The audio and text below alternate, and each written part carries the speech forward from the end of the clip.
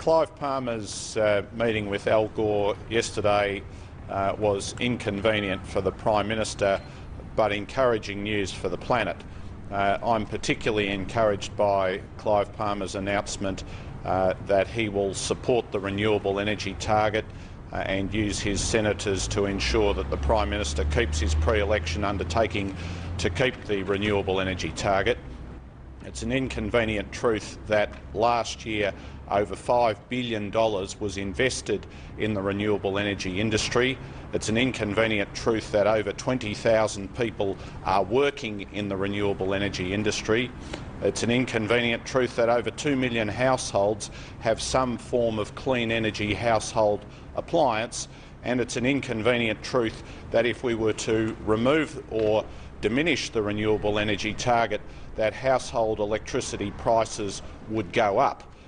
The latest modelling on this indicates that any move away from renewable energy would in fact lead to a greater reliance on gas, and organisations like the Australian Industry Group have indicated that the price of gas may well triple during the course of the next decade.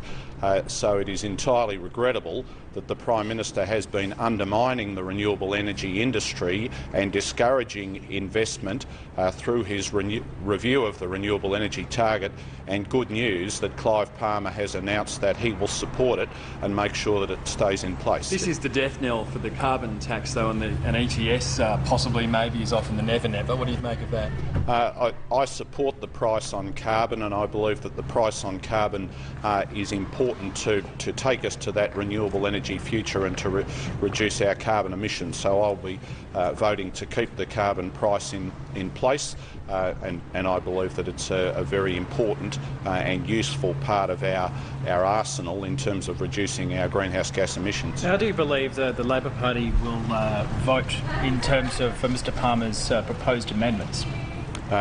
Well, we haven't made decisions about the proposed amendments. I think that the point about making sure that reductions in electricity costs are passed on is a significant point, and it's interesting to hear industry or business groups today complaining about that, implying that they don't intend to pass through any electricity price reductions that could flow as a result of abolishing the carbon price.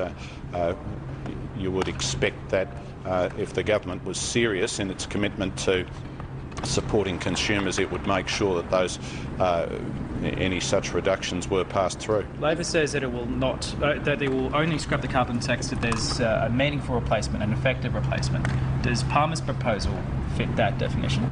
I don't think it does, because we already have in place an emissions trading scheme where the price is set to be flexible from the 1st of July next year, and that scheme is doing the things that we set it out to do, that is to reduce our carbon emissions and to put the economy on a path towards clean energy.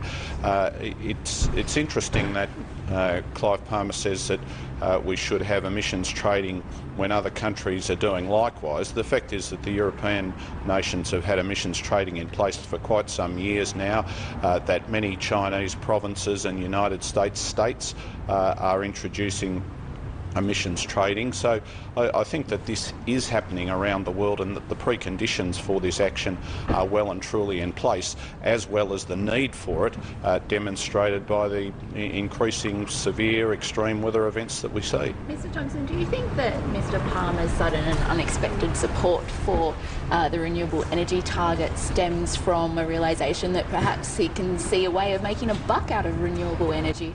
Well, I'm not sure about his motivation, but what I say to you is that the renewable energy target is extremely important for transforming Australia, moving it to a clean energy future. Mr Palmer said that he intended to hold the government to its pre-election commitment, that it would keep the renewable energy target, and I think that that is unambiguously good news. It is inconvenient for Tony Abbott, the idea of Clive Palmer and his senators holding the government to their pre-election promises, but I hope that they continue to do just that. Thank you.